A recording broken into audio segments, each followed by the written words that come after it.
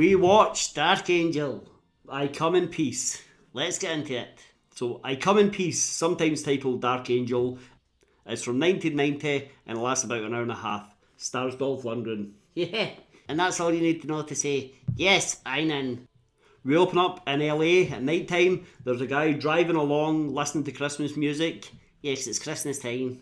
And he's listening to his state-of-the-art CD player. Yeah, and then something goes wrong with the CD. Like cuts his finger. Yeah, and then something falls out of the sky, blows up his car, he manages to get out. The CD flies out after him and almost kills him. Almost. And then this big giant man appears in a big long coat with a pretty bad haircut. Yeah, and this stranger says, I come in peace. I come in peace. And we're off. While this is happening, we see inside a police station, a couple of bad guys break in and they go into the evidence room and they steal a whole load of drugs. Drugs! The bad guys break into an evidence room, they kill a cop, take his uniform, and they steal a whole load of heroin. Yeah. And then they blow up the entire police station.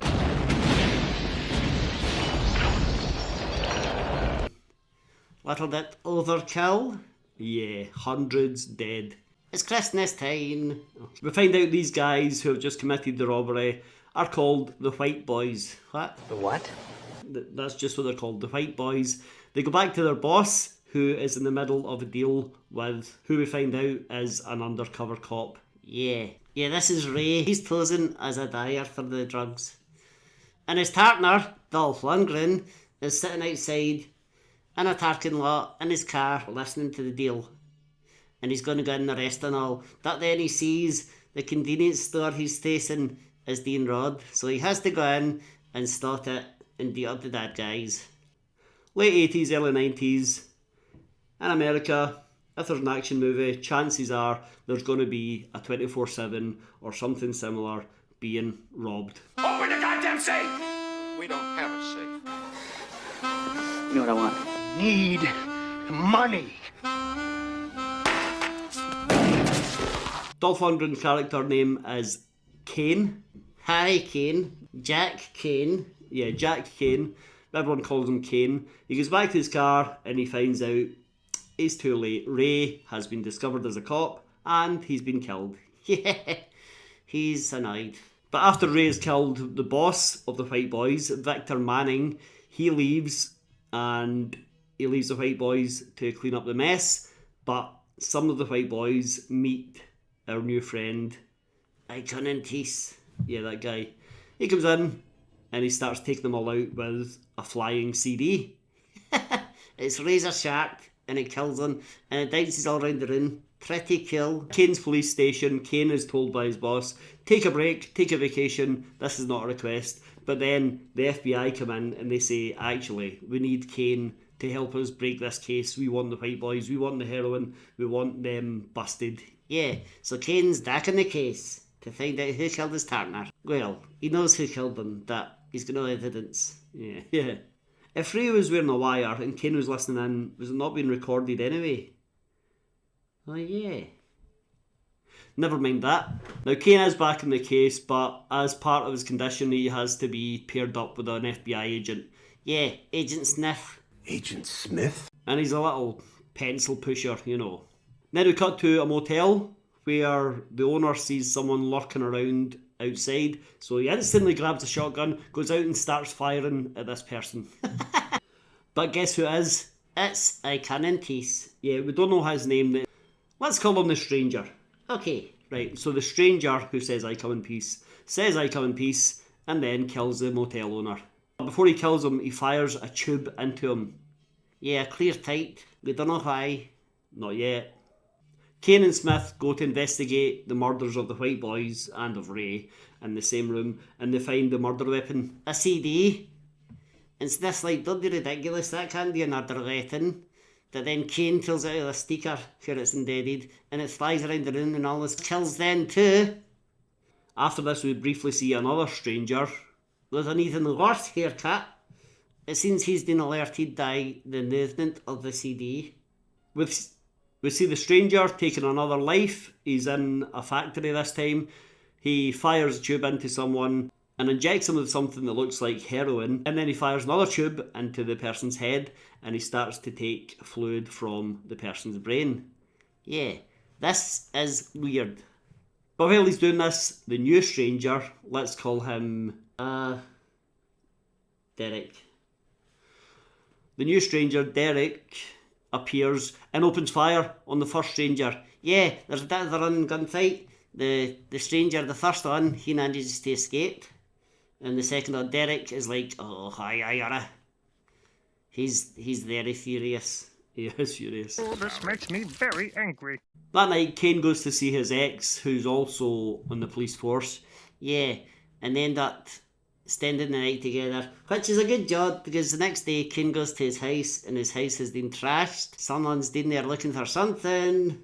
So Kane, Smith and Kane's girlfriend go to the lab in the police station where we meet Dr. Bruce, who is hyper, by the way. He's gone crazy. Anyway, he finds out that these CDs work with magnets and they're attracted to magnets. Yeah, it's a magnetic field that makes them fly around the place, slicing anything in their path. And guess what? Humans give off a tiny little bit of magnetic energy, apparently. That's how the CDs are attracted to them. Later, Kane and Smith are driving around in the car. The white boys open fire on them in broad daylight. Yeah, no one bats an eyelid. This is very brief. Yeah, it doesn't last very long. But this makes Jack Kane go and see Victor Manning's colleague. And it's a bit of a setup. It means Kane and Smith are captured by the white boys. Now, to save both their lives, Kane has to agree to do a deal that night. He has to deliver some narcotics to a customer. He has to pose as a dealer and drop off some illicit substances. Yeah, that the person buying the illegal drugs actually runs off with it, tries to steal it. That then guess who appears? The stranger, Icon and Teeth, and he kills that guy and he takes the heroin for himself. It's all mine. That then Derek appears and Derek opens fire. Kane gets involved. That Derek's like, looks at him like, you could be a friend. Friends forever, we're gonna be friends forever. There's a bit of a gunfight, a car explodes, allowing Smith and Kane to escape. And yeah, we think Derek, if you're calling him that, that's his name, it's not his name, but we think he might be on our side. Yeah. For some reason, Kane instantly thinks it's aliens. And he's right. He's right. The weirdos are aliens. Yeah, I come in peace and Derek are aliens. Derek is an alien cop. And Kane's girlfriend comes up with a theory out of the blue, which turns out to be right also. Yeah, Iconitis is feeding people heroin, so their endorphins go through the roof. And then he's taking their endorphins in liquid form from their brain. And on their planet, that is the best illegal drug. The second alien, Derek, he is an alien cop, and he's trying to stop and arrest Iconitis. In the 80s and 90s, you could just get anything made into a film, couldn't you? Later on, there's another big gunfight involving pretty much everyone in the movie. Yeah, and alien cop Derek, he gets killed. That before he dies, he says to Kane, "Here, take this, take my space weapon, and this is the only thing that can defeat Iconitis." So he's got this cool laser gun from another planet. Now it's up to him to bring in I Come in Peace. He shows it to Smith, and then Smith pulls out a gun, and at gunpoint forces Kane to hand over the weapon. Smith wants to take the weapon and hand it to the FBI for investigation, and we're thinking, what a little rat. Rat! Yeah. Smith goes and meets his boss, the head of the FBI. Yeah, they're sitting like on a park bench, and Smith says, "Look, I've got it. Here's the weapon." And his boss says, "Great, I'm going to give this to the military and they're going to make crazy weapons of their own." And Smith's like, "Oh, I thought you just wanted it for evidence." And then Smith's boss pulls out a gun and he's going to shoot Smith in the head. Yeah, but then Kane appears and shoots the FBI boss. That'll never come up again. There'll be no questions about who's killed this FBI boss. Yeah, and also, Sniff is forgiven instantly. Owie. Okay. Forget it. Feed him to Icon and Peace. Use him as date. The rat. But Kane and Smith track down Icon and Peace in a big disused factory. There's a big fight. The alien is too strong, too powerful, and he's managing to dodge the shots from the futuristic weapon. But there are explosions, there's a bit of back and forth, but basically Icon begins to escape. Yeah, he dropped something. He drops all his endorphins, his drugs. So Kane picks it up and he runs off and he's like, look what I've got. Jealous. Oh, we should also mention the White Boys were killed in that big gunfight earlier.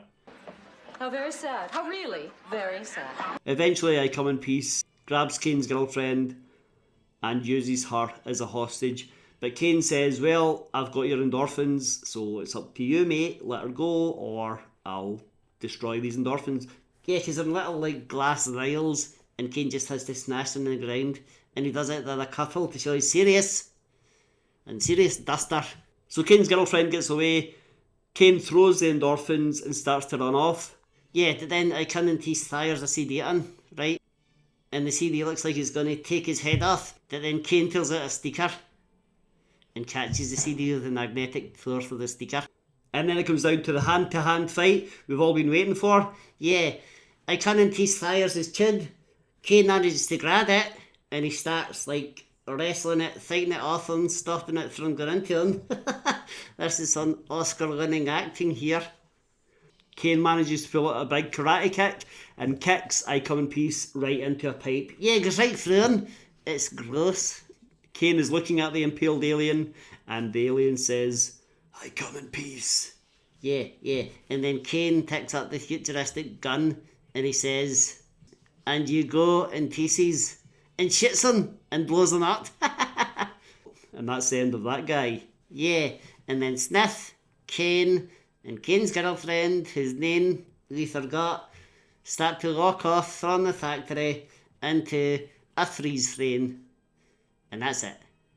That's the end of the movie. Dark Angel, what did you think of this? Had you seen it before? I used to have this on VHS. It was this old Forefront Video I used to get. It was this production company, and they released all these cool movies on gold boxes. They released this, they released The Running Man, they released... Right, I didn't need your list, do I? Well, I had... Anyway, my point is, yes, I've seen it before. I used to watch it quite a lot as a kid. Nice childhood viewing. Well, it was the 90s. Yeah, it's an enjoyable action movie. Well, I quite like it, but I've got nostalgia for it. Yeah. Anyway, hit like, hit subscribe. We'll see you next time. I guess we're going. See you next time. I come in peace.